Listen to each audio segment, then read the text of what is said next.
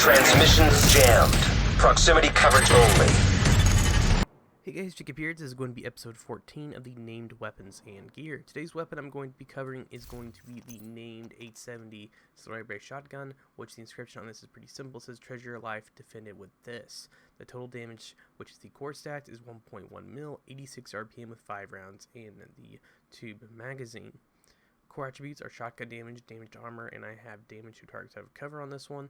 Sadly, I do not have any other pretty high stat rolls for shotguns. For some reason, I just haven't seen them yet, and I haven't gotten them. The talent on this is perfect jazz hands, which gives you 30% reload speed. So for you shotgun fans, I know this is pretty much could be one of the best shotguns, my opinion, to use for really high damage. That is, you can use something like the ACS, of course, for the rock and roll. You can see the total damage is only 320k, so if you want to hit really hard with the shotgun, I'd recommend using something like the double barrel, or even using something like a pump 870. The attachments you can put on this weapon are pretty much the same as most weapons.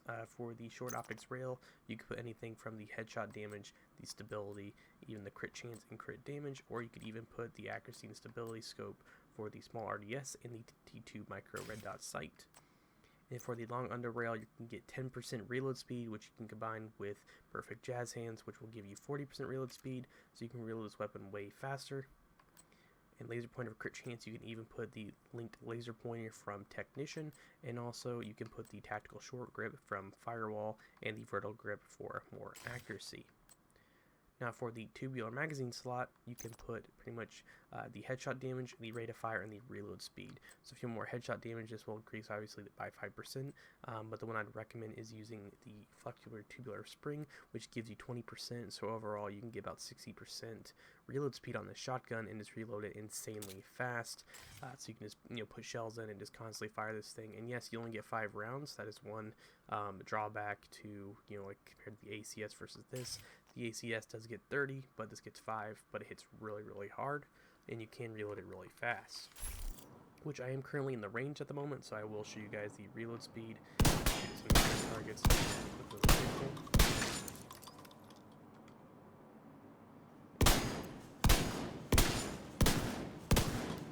There you go.